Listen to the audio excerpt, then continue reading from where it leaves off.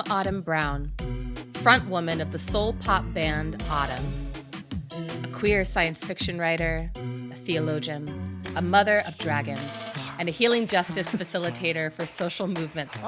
Living on Dakota. My dragon noise. My dragon breath. Not what they sound like.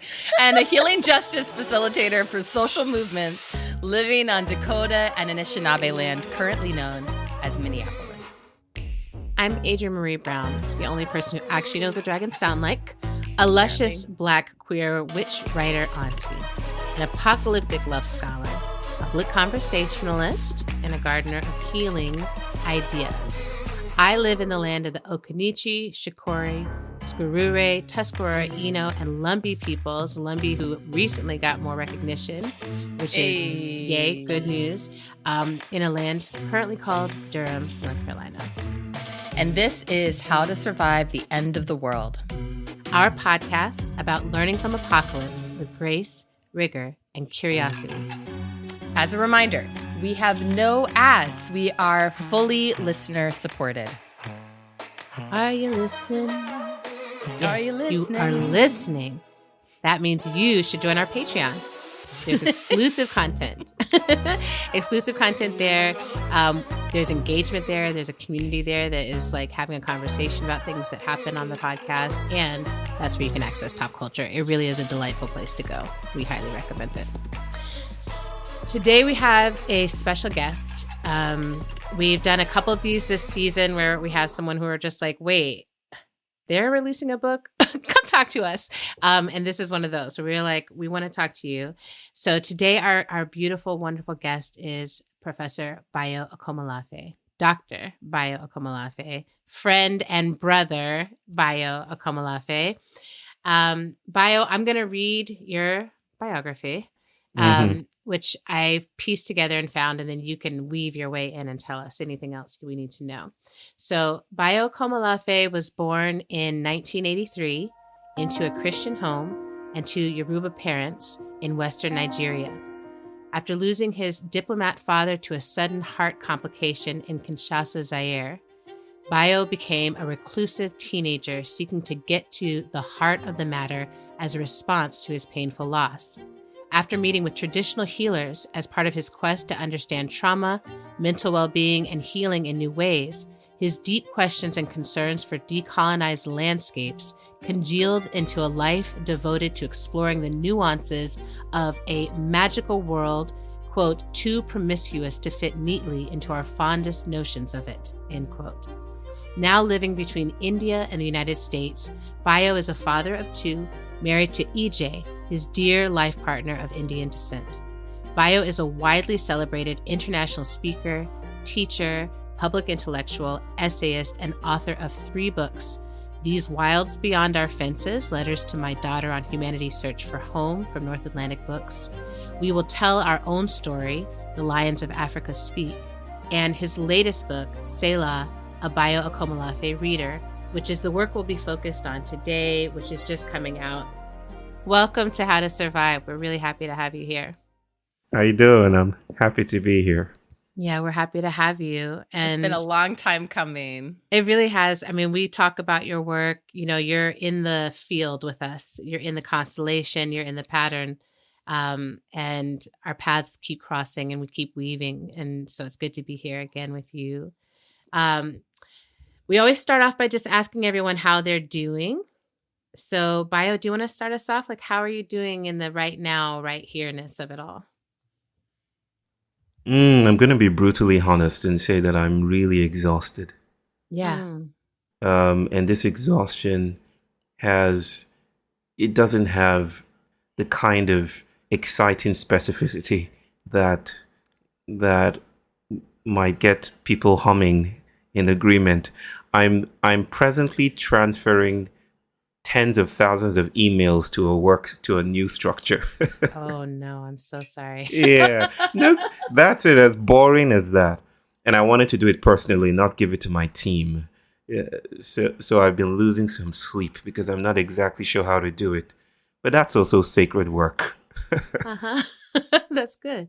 Well, welcome.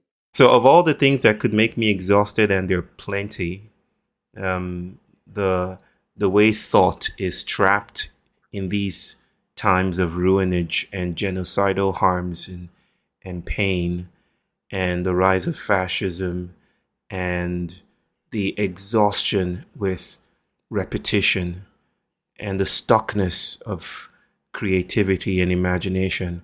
Yeah, today I'm just all about those emails. Well, we're very, very happy to have you here with us and to be dealing with like the minutia and the exhaustion and to get the real you. Autumn, beloved sister, how are you today? Wow. How am I today?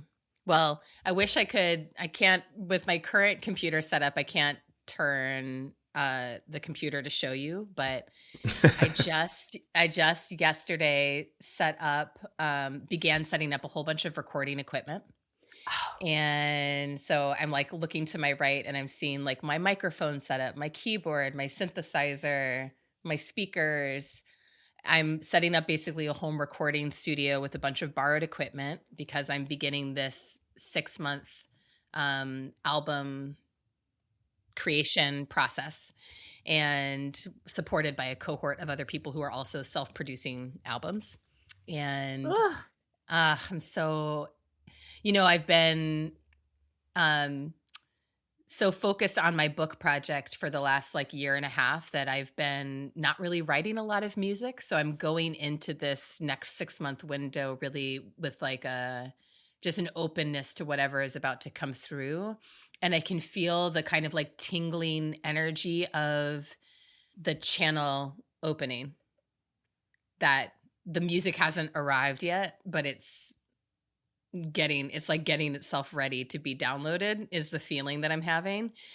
So it's really exciting. And yeah, with all of I'm in a time, Báyò, just so you know, our listeners know this, but my oldest child is graduating from high school. And so I'm in a big transition moment.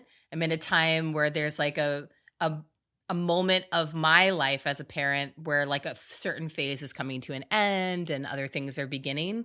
And so there's something that's feeling really juicy about also launching a new creative process of my own inside of that, and just knowing that I'll have that container to kind of hold everything that's about to get stirred up, that is being stirred up.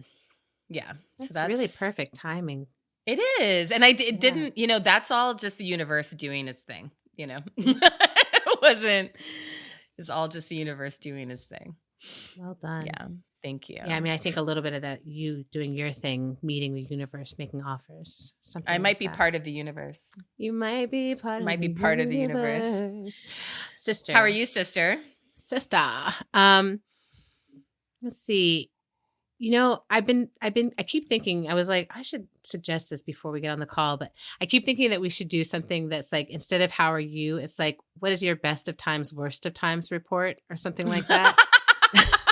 Because that's what's always happening for me is there's always like, so I'll just say like today, like worst of times, I've been really invested in what's happening with the global Samud flotilla and trying to understand like from afar this strategy, trying to figure out how to support from here, how to bring attention to what the flotilla is trying to bring attention to, which is the plight of Palestinians on the ground who are still desperately in need of food and supplies. And I mean, what they're trying to do is incredible. Yeah. And what they're up against is incredibly scary and incredibly daunting. It's like this, really band of hopeful humans up against empire. And this last round has been really brutal. And so the news is coming out that folks were tortured, folks were raped, folks were really put through what Palestinians are put through all the time. And part of the risk that they're taking is putting themselves in the line of empire, at the attention of empire. They go through this. But I just want to highlight it, I think, here, because it's really scary to hear, scary to understand, like this is how they're treating international human aid and humanitarian aid people. Then know that this is the best they have to offer as far as treatment goes. It just gets worse from there. And so just really holding that. And as much as I'm asking, I guess, all of our readers, like if you come across anything or go look for it, and uplift it to people in your lives as well. Like it is shining a light on what's happening is part of how we shine a light broadly on what's happening. So that's worst of times. So it's really hard to get that news. Best of times this week has been an incredible week for some people in my life who have been in long struggles for like domestic justice, basically, I guess you could call it, like trying to figure out stuff with their kids, trying to figure out stuff with their familial situations, trying to go through an unjust system to get some justice. And this week somehow, I think not just somehow, but like through miraculous effort of many people praying and loving up and like, you know, just bringing attention to the miraculous possibilities, like some beautiful things have moved this week that felt impossible. And so I'm just like really, I'm so grateful to be a friend this week, to be, you know, because when you really are deeply friending people, you get to ride these waves together. You know, it's like they're never alone in the grief. They're never alone in the struggle. But then it's like we all get to celebrate the moments of goodness together as well. Of like, we've all been lighting our candles and holding the altar and holding the prayers and, you know, just sending little, whatever we can, forms of love. And so, yeah, this week has felt just, it's just like, thank you. I'm really thinking about the scale of miracle that I'm like, you know, I don't know. There's something about volume and miracle, right? Where it's like either masses of people have to be focused on something or there has to be a certain depth of something. And like something about that volume makes a miracle possible. Just like pregnancy, right? It's like something about, it's either 40 million hours or it's like intense, crazy pressure or something, but there's something has to almost break.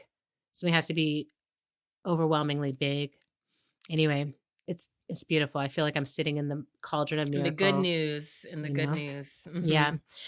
So I have a tarot card for us before we jump into the conversation. And it makes so much sense given our guest, Báyò. Today we got the Hanged one. The Hanged one, which is a card that I love from the Lineages of Change tarot deck. And they're all such gorgeous cards, but this one, I feel like it holds this moment well. So I'm just going to share the description. It says, "This may not be the time for taking action. You may feel stuck. You may feel as if the universe is made of molasses when you are trying to race through it. But this could be the time for getting still and hearing the next move. Can you find the adaptation that allows you to be still and find the calm available in the wait? Can you listen for instructions?" And there's little wisdom quotes with it. Lucille Clifton says, "You might as well answer the door, my child. The truth is furiously knocking." And N.K. Jemisin says, "To those who've survived, breathe. That's it. Once more. Good. You're good. Even if you're not, you're alive. That is a victory." So hell yeah. That feels very Báyò-esque. Beautiful. So, brother, we have a first question for you. And I'm actually going to read from your book to you, which is one of my favorite things to do to an author.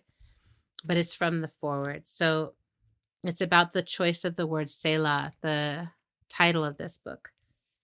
It says, "Selah, a no matter how familiar, still mysterious word, which I knew from my studies of Hebrew philology and biblical poetics.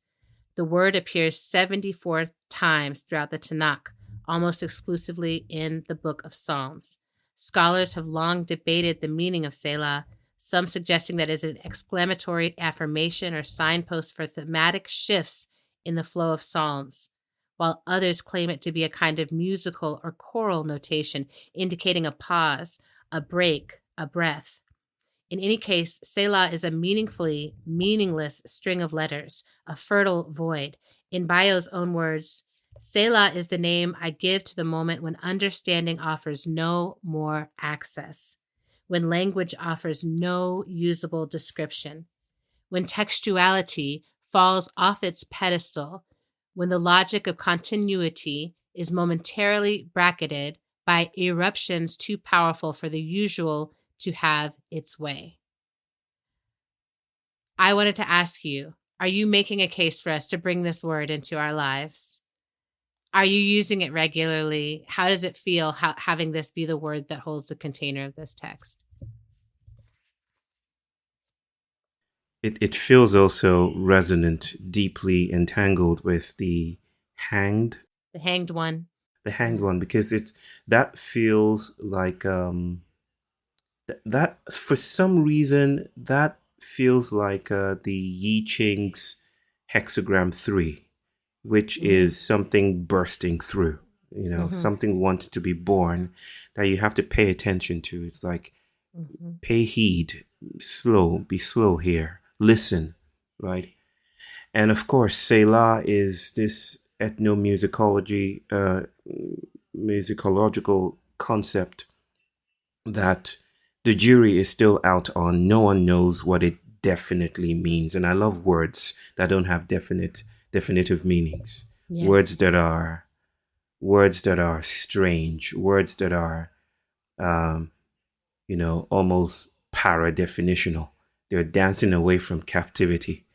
But for me, Selah is almost like the radius of something wanted to come through that is monstrous and is too speculatively charged to fit within the grammatical structure of society. Right? It has no name. It resists inclusion. Right? Of course, civilization will try to flatten it out. In other words, siblings, you might think about Selah as the holy. Something is holy for me, not when it's pure, but when it's too charged, too precious for the familiar to hold space for, or for the accommodations of our time to metabolize. So yes, especially in these times of critical events and at the end of the world, we need a Selah, right? It's how the soul travels. Yeah. Hell yeah. It's so interesting too to think about this as like a originating in Hebrew text, where there is so from my memory, it's been many years now since I was actively engaged in Hebrew Bible study, but I remember that, names of things being so contested as a part of the sort of structure of the belief system. And I remember in studying the Hebrew origin texts, some of the names of God had this same sort of contestation built in to the naming, the sort of what is often translated into English as like, I am that I am,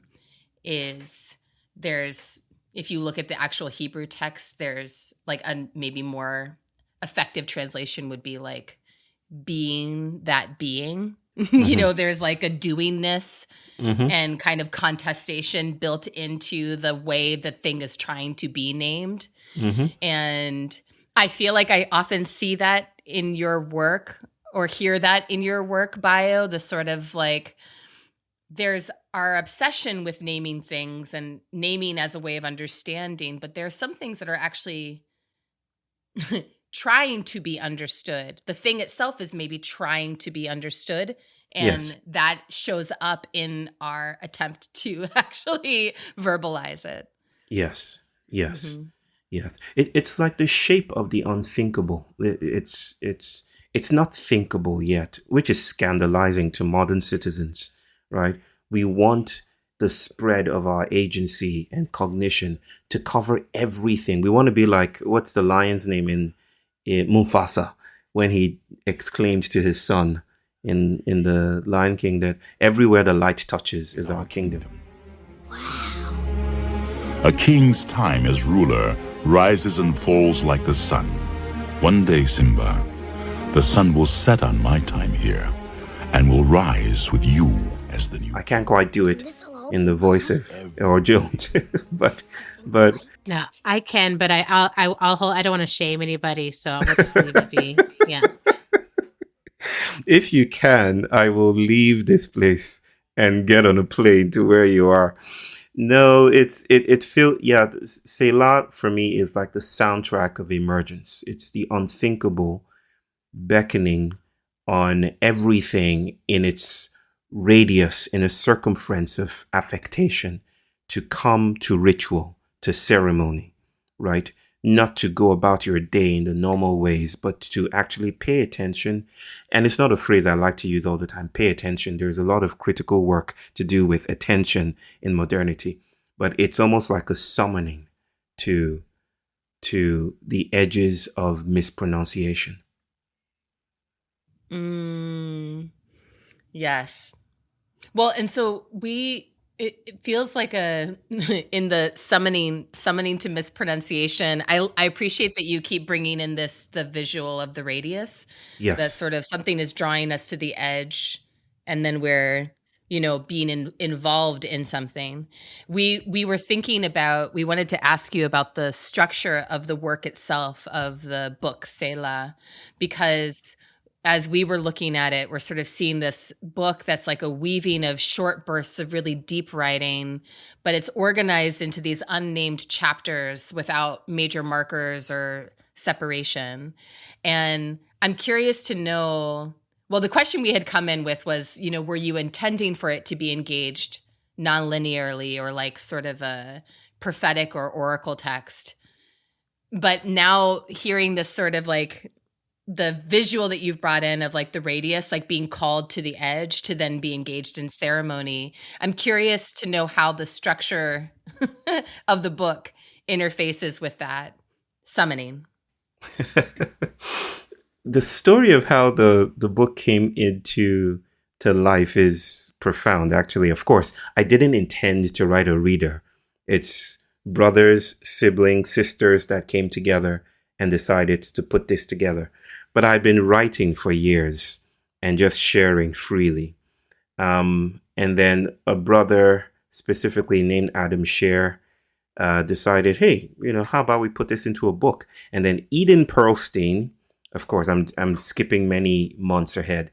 Eden Pearlstein has all the pieces printed out and he's the editor. He's the one that brought it all together.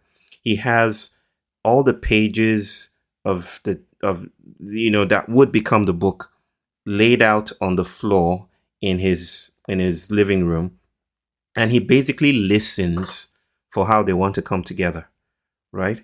So he moves, because the idea was orchestration, that some music wants to be played, the lyrics of which we don't know. It was like a katsuluni, right? Sitting with the dark and waiting for something to happen. And so he actually let his body move him around the room. And then he tells a fascinating story. Of course, this was how he compiled and listened for the song that the book wanted to play. Like a Selah, right? But he tells a fascinating story that I cannot quite recollect, because he told this to me while I was in San Francisco a week or two ago.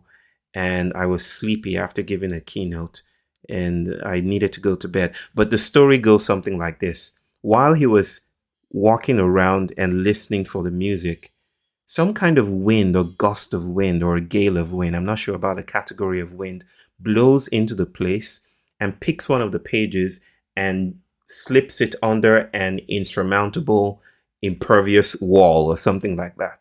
And he doesn't know, till today, we don't know what piece that is. We don't know what was carried away from the book. Just slipped it away. I said, couldn't you get it?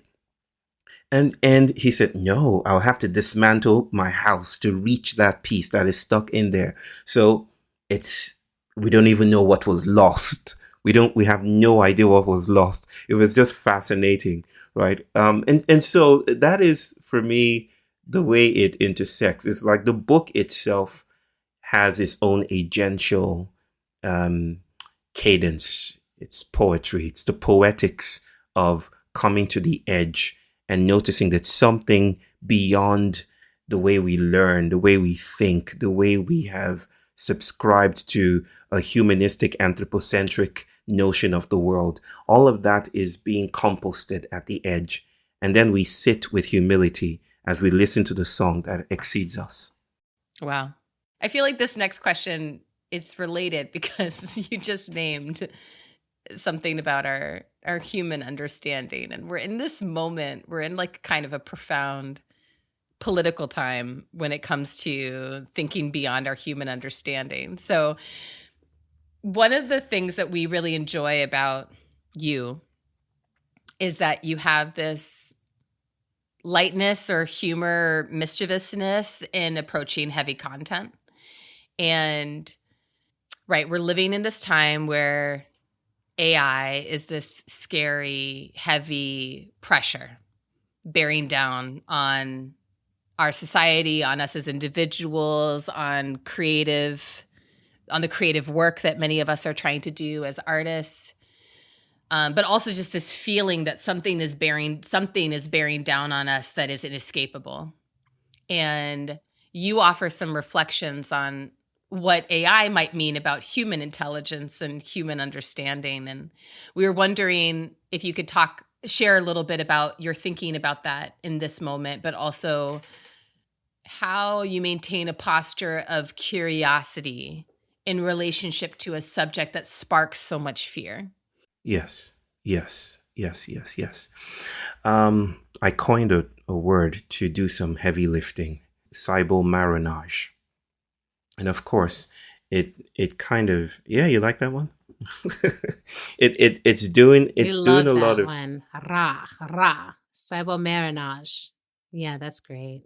It's an attempt to read the histories of Blackness and racialization and whiteness and subjectivity along with the cyborg or the algorithm, right? At the heart of what I would consider my intervention within and beside Black studies would be an aphorism, something that is dear to me. This idea that all material life is speculation. All material life is speculation. And that's not to say speculation is guesswork. That's not what the word is doing there. Is fundamentally undecided, subjunctive, right? Modernity is the attempt to settle this speculation into just like a wave collapse function, right? Into discretized patterns and forms, which is what whiteness is, right? Whiteness is not color. Whiteness is the racializing discretization of bodies into hierarchies of power, right? It precedes phenotype. It precedes appearance, right? So cybermarinage, and I'll say a bit more about that. I was listening to a conversation that's a dear colleague sent to me yesterday. It was just a snippet. It was two people. For some reason, Mike Pence was there. I don't know what he was doing there, but it was he was just there. It was a philosophical conversation. Why is he anywhere? I don't. I was just laughing because I was like, I guess he has to be somewhere. But I didn't expect him to be in a charged philosophical conversation about morality and technology. Well, this was that conversation. It was about technology. And there were two discussants that were going in at each other. The dude says that technology is neither bad nor good. It's neutral. And the response from this sister was, well, technology is not neutral because we made it. It's not God-given, right? We make technology. And I couldn't get over the fact that, this is what delights me about thought, is that we often get into these polarizing positions, not realizing that we're saying exactly the same thing, right? Both of them were just repeating each other, even though they felt they were opposing each other. Because at the heart of their logic was this attempt to remove the human from technology, as if the human is this pure, untainted, innocent, boundaried, settled, non-speculative form that is outside of technology, who then makes technology, right? And I think that is a very, very modern logic, that we make technology. I think it's a little bit more nuanced. For instance, the idea that we make technology it glibly obscures the ways that we are made by technology, right? That we are moved, shaped by the things that we designate as tools, right? That we perform labor, for instance, for social media, that we are modified by the technological milieu that we live in. So that in a sense, for me, technology does not come from human intention or from designs, so to speak. We are instead noticing movement. This is where process philosophy comes into being. We are noticing a world that is dynamic. Yoruba people call it ashe. It moves and it deposits the human and the tool in a single move, which is just my highfalutin way of saying we are made together, so to speak. The accommodation secretes our bodies together with the tools that we think come from us. We are not the originators of these things. We are made together with them. The gun and the gun wielder are secreted by modernity, right? By industry, by masculinity, by the desire for control. These things are made together, right? It's not like we come first. That's a very Edenic creationist narrative. We were made first and then we made tools. It's too clean. It's too tidy. It's too neat. All of that context brings me to noticing that AI, there's something hubristic about the designation of AI as artificial, as if it's second tier, right? And this is not my championing or endorsing of ChatGPT or Claude, no, or Gemini, no. It's my noticing that we are born together and stitched together with these technologies, that there's something about their eruption that contests humanocentric claims to exclusivity. The idea that we are the owners of cognition, for instance, and then an AI machine or a large language model writes a poem, and that makes us wonder that who is the author, right? I think something about these times challenges our claims to specificity, to exclusivity, to superiority. So it's not that AI is a threat or a tool. It's almost performing the role of a trickster. It's almost like it's always been here, lurking as a tension within the accommodation, and then summoning us to notice that we too are computational. And machines might be also post-humanist, right? So where does cybermarinage come into play? It's the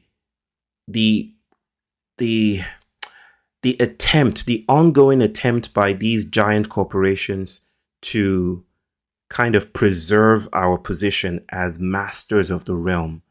And they do this by the endless quest for machinic sentience, right? AI is not quite at the human level yet.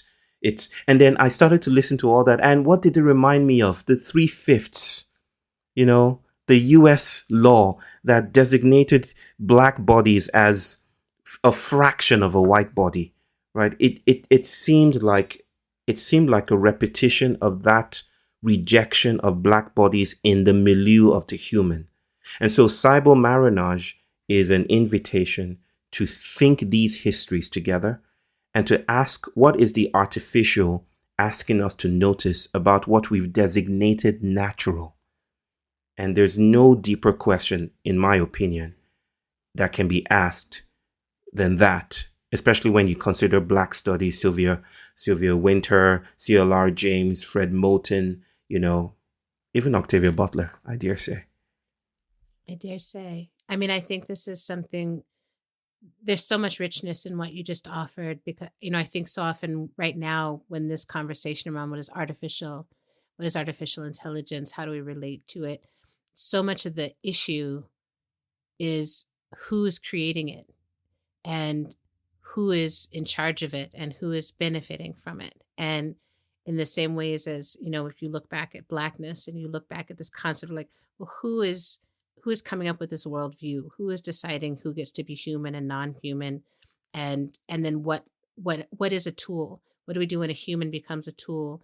So much of what I hear from people with artificial intelligence is taking the tools from us that we're supposed to use to navigate this economy. And it takes those tools from us And so then we're left with no tool to navigate the economy, or we're told this is going to make everything easier.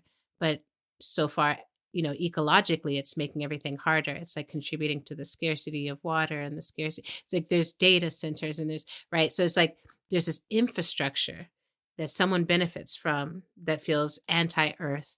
I'm like, all of that is happening alongside this conversation.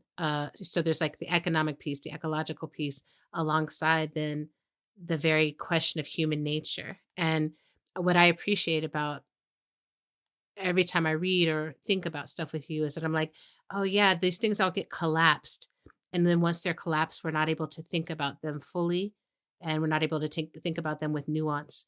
And because I keep being like, oh, I mean, I've been a sci-fi girly since I came out the womb, Of course, I've been someone before. who's always just sort of like, where can I have my first hologram experience? Like, when can I have, like cyborg, when can I cyborg myself? Like I'm literally like trying right now very hard to get bionic knees or something. Like there's so many aspects of this, right? That I'm like, I'm so grateful for the idea of like applying something greater She does than our need them. human. I literally need them.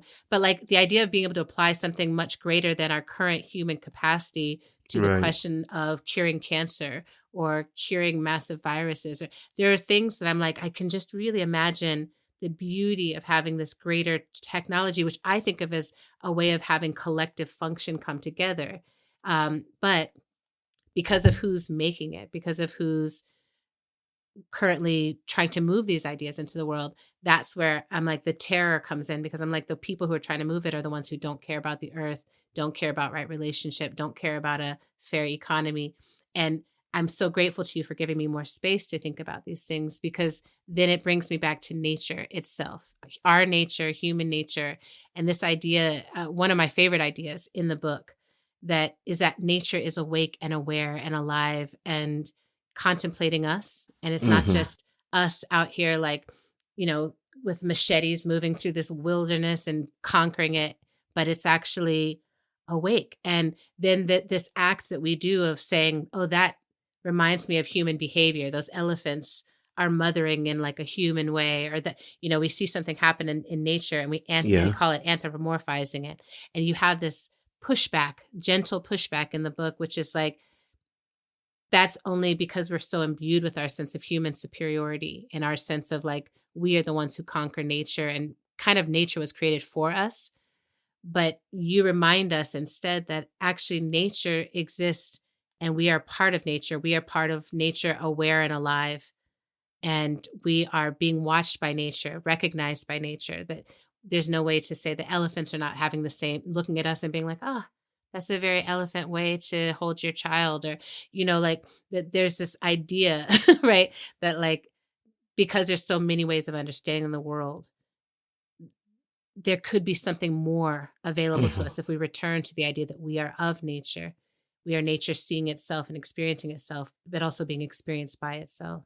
Can you speak more about all of this? Absolutely, sis.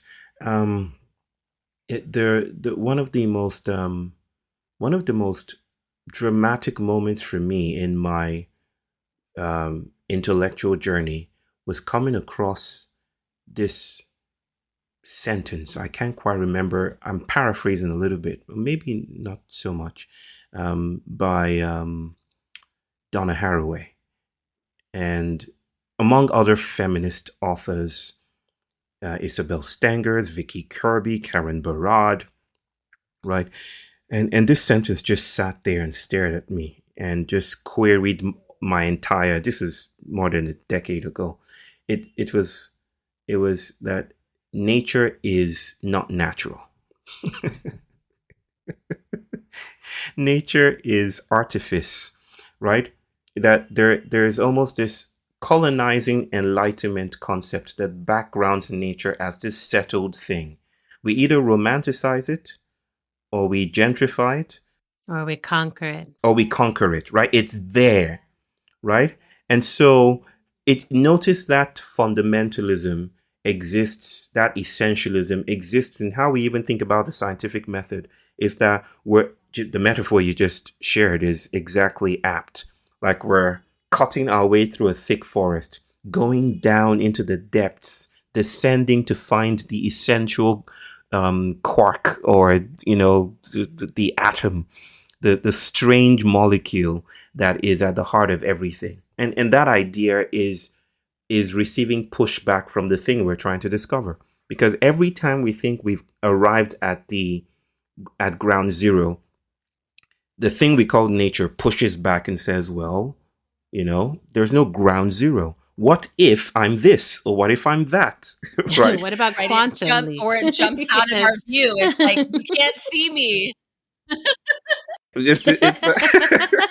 You're not going to catch me if you can. It's like, exactly. It's like, nah, you're not going to catch me. I just read a paper, didn't quite understand it, I have to admit, because it had some heavy math in it. But it said the more precise our measuring devices are, especially the atomic clock, which measures time, right? This is our way of measuring time now, the oscillations of an atom, right? I think the centrium or something like that. Trillions of oscillations make a second. Like the more precise we get, the more speculative time actually becomes. It's like time itself is like saying, nah, you're not going to nail me down. There's no stuff to nail down. And that retreatism from colonial captivity is the most stunning poetry that we can offer decolonial movements, right? It's that the world is still being made. All material life is speculation, including artificiality, right? So I think that, I remember this verse from the Bible during my Christian teenager days, where the Christ walks into a place. No, I think he's on a donkey or something. He's definitely not in a Prius. It's a donkey. Yeah.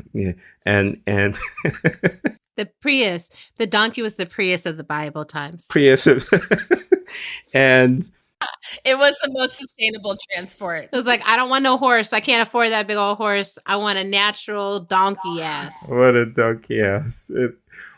So I think something about the refusal to worship him comes up, or something like that. And he declares that if he would not be praised or celebrated, I think it's just some kind of ritual, ceremonial entry, that even the stones will cry out.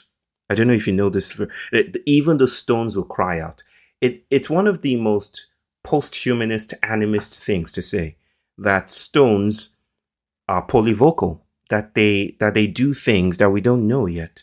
So I wonder what gets lost and obscured when we nail nature down, when we say we know what it is. We've completed the series, folks. We've written it up in a book, and this is it. This is what nature is. This is what the Enlightenment, the 17th century adventurism wanted to offer modernity. But I think that's the invitation for us, to stay with incompleteness. Blackness is the radical incompleteness of the world. That's it. Blackness is the radical incompleteness of the world. This, to me, it becomes this dance of like, oh, we live in an uncertain world, not just an uncertain time. And I think that that's been something really resonating for me, that I've been like, oh, we get supremacist about almost everything, almost anything. Octavia Butler talked about our commitment to hierarchy, and I see it now more and more in these microcosms of us, even in the smallest group. We're like, well, I'm the biggest one in the smallest group, or I'm the most whatever. And even of our time, it's like, these are really hard times. And I'm like, look at history. Like, just look back and tell me what was the easy time. Tell me what was the clear time. Tell me what was the certain time that where the clarity was not just defined by ignorance or defined by hyper localism. Like, it's just like, oh yeah, like it's certain only because there's nothing, no one has ventured far enough to question, which didn't mean we never had the question. It's just like, I just haven't come across the other yet. Right. But as soon as we come across the reality of Earth, which is the other, that uncertainty, that mystery, even the other of love, all of it. Right. So I think this is why I love reading your writing and wrestling with your speaking, like really getting in with you, because I don't always understand everything. I love what you just said about the math book. You know, they were like, I don't know about this math. I'm like, I feel that sometimes with your vocabulary. And I was wanting to talk about this in a great way, like in a very exciting way for me.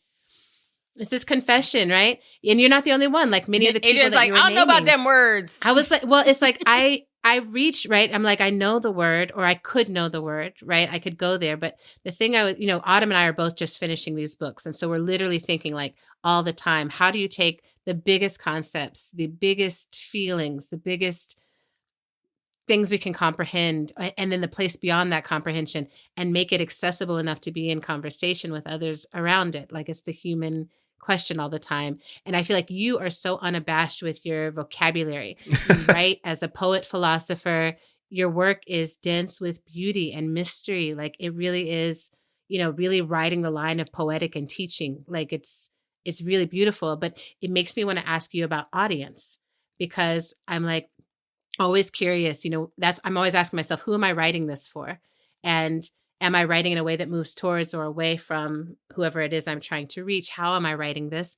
And I want to hear from you the answer to that. Like, who do you see yourself as writing for, thinking towards? Who do you feel like you're inviting and engaging with your texts? There's someone in my house, my daughter, who I assure you that this is how I speak. This is not Professor Báyò. This is how I speak in the house. So my daughter wakes up in the morning and says, "Oh, Father, can you declare that?" She does this Shakespearean thing, mimicking me and mocking me. She's my greatest critic.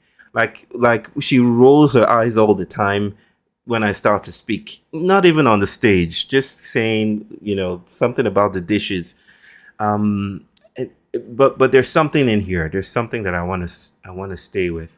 The first thing that I will say to this is lowest hanging fruit, is that this way of speaking is limited. It's severely limited. I was trained in the academic world, and that's hard to dispense with. It's hard to walk out of, and so I get a lot of people writing to me that, could you just tell me what this word means? And for a time, I underwent an experiment in asking myself, who am I writing for? And I started to extricate some language that I felt was obtuse, right? So I took out some stuff. But even then, sister, I still got some people writing me and saying, could you explain this word? And it was then I started to feel the asymmetry of colonial expectations, right? Because English is not what my people spoke. Right. We were told to speak good English.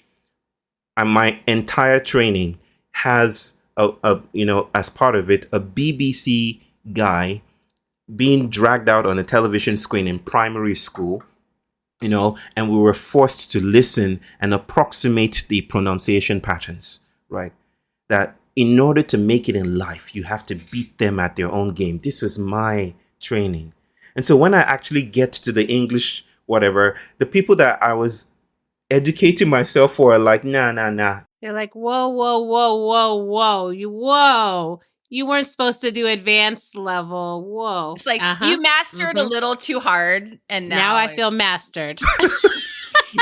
Exactly. It's like Wale Soyinka is the Nobel Prize winner of literature. He's famous. He makes up words. He's not in English anymore. He's para English at this point.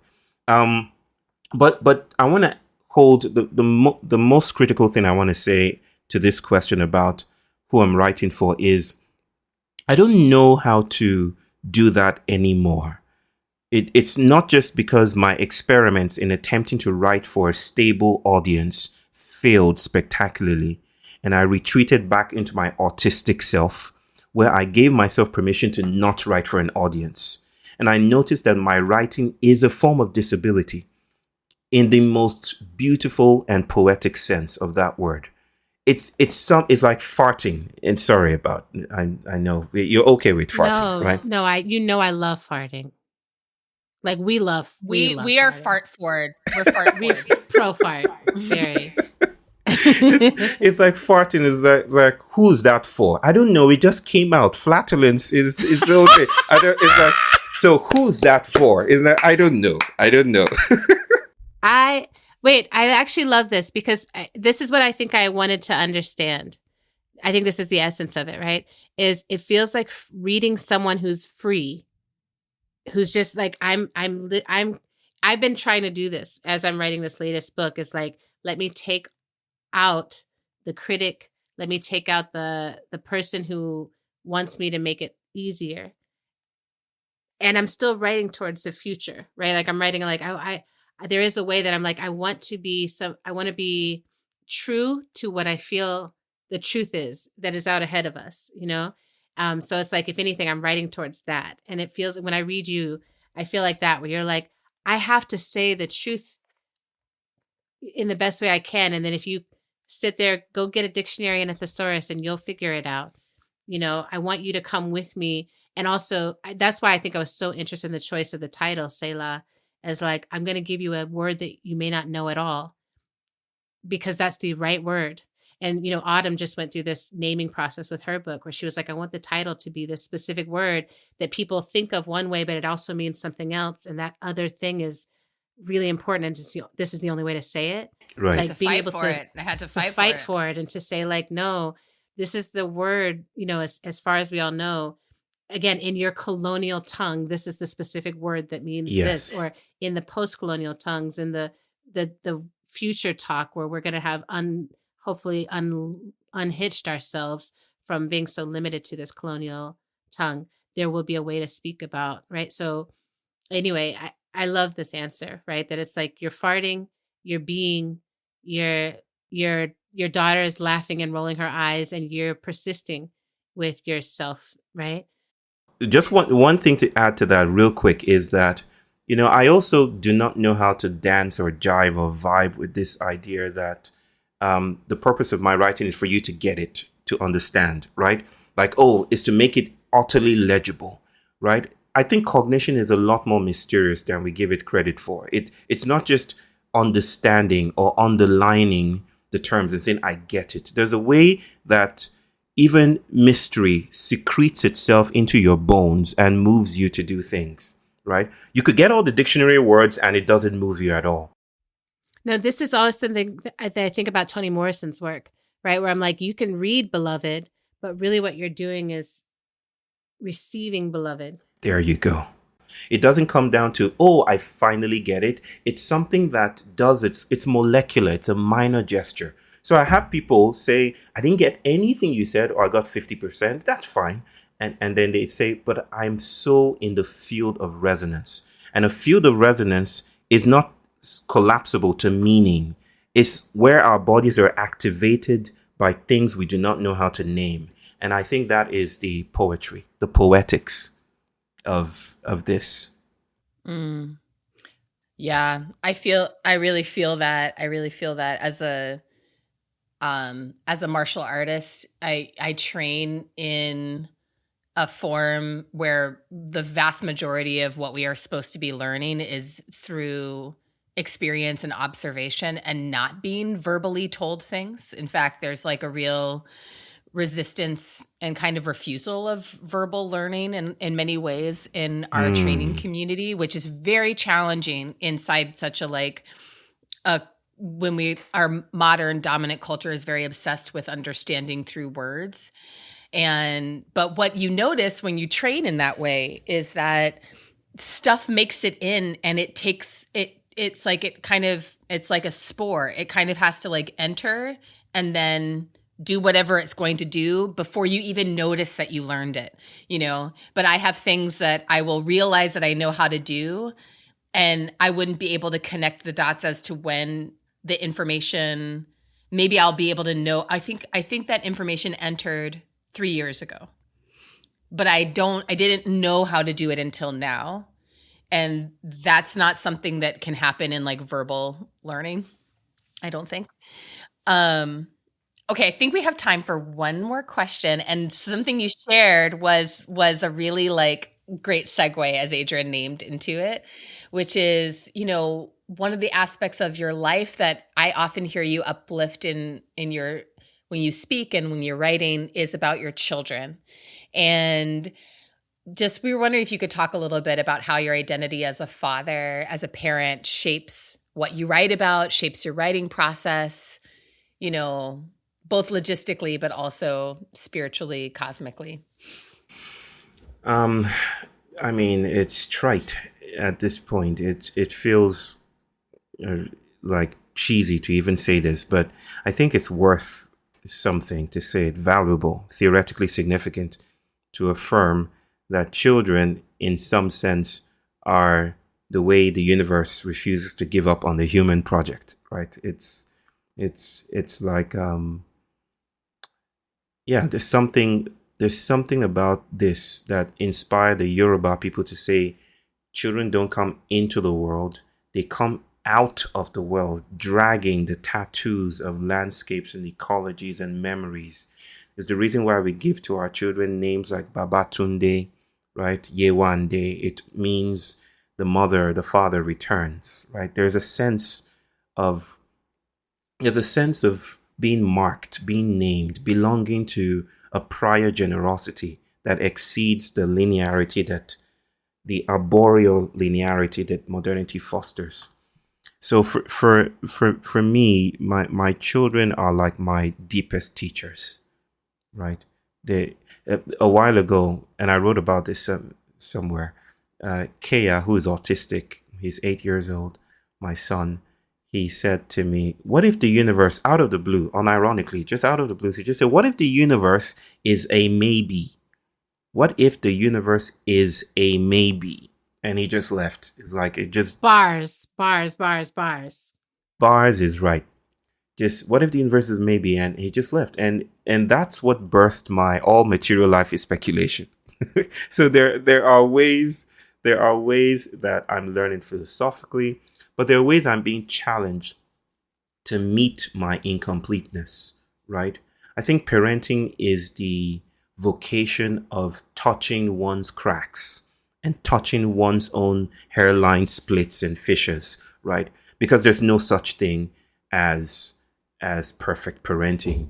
To be a parent is to be acutely aware of one's affinity or tendencies or strange inheritances that one has received without consent or permission, that I am enlisted by forces that are larger than myself. And so I said this with my dear sibling Prentice, that it's like I say to my daughter that I'm not the only one parenting you. There's a village here. My mother is here, and she'll show up in ways that I may not approve of, but I sometimes have to sit back and watch and say, "Ooh, that's my mom," right? Like, oh, there she is. And I thought that I was over this. I thought this is, I love my mom to bits, but it's there. It's there. They show up. We're not singular beings. We're multi-dimensional, participating in fields, and all of that. So yeah, all of that is present, and they probably could not have been as precious if I did not hold my child and wonder about what it meant to hold both of them in my arms and to make promises like, I want to build a world that works for you. I fail at that every time, but the failure is a sermon, and I stay with the sermon. Yeah. Beautiful. Yeah, I have a whole other hour of conversation I want to hear that's actually between the two of you, because I see you both as teachers on fugitivity right now. And I don't think you've spoken publicly about this, but I think I see both of you, Autumn and Báyò, as inviting people onto fugitive paths into the future. So perhaps when Autumn's book comes out, we can have you back, and I'll be back. We'll clasp in public. We should make it a physical event and have Nigerian food, jollof rice. Yes. Do you like? Okay. I was testing y'all to see Test if we're blacker enough to know about jollof rice. We are. We got that part of the memo. Okay, good. I was like, I hope my sisters don't think it's from Wakanda or separated something. by many generations, but we are But we aware. share. You and I, we all share common root lineage. system. We share root system. Yes. Love that. that. It said so in my ancestry. Anyway, so we can have a whole nother talk about that technology too. We loved having you here. And we are going to have some top culture with Báyò Akómoláfé. So make sure you come over there to hear what he's tuned into. Shake these bones, oh my God, shake these Thanks bones, for shake listening these to bones, our oh my God, show. shake these We're on Instagram at End of the World PC. You can make a sustaining donation to our show by visiting the page at patreon.com/endoftheworldshow, where, again, if you become a patron, you get our show inside a show every Monday after we release our Friday episodes. Another incredible thing you can do to help our show sustain itself is to write us a review on Apple Podcasts if you're an iPhone person. This helps people looking for good new content to find us and not the manosphere. Thank you. Yeah. And if you're an Android person, I'm sure there's somewhere you can talk about us as well. Now, How to Survive the End of the World is produced and edited by the incomparable and stunning Zach Rosen. Transcripts are in our show notes and on our website at endoftheworldshow.org. And we send a big special thank you out to Samira Abdurrahman for all the behind-the-scenes support. Music for today's show comes from Autumn, the band, Tunde Alaniran, Mother Cyborg, and the Bangsons. We love y'all.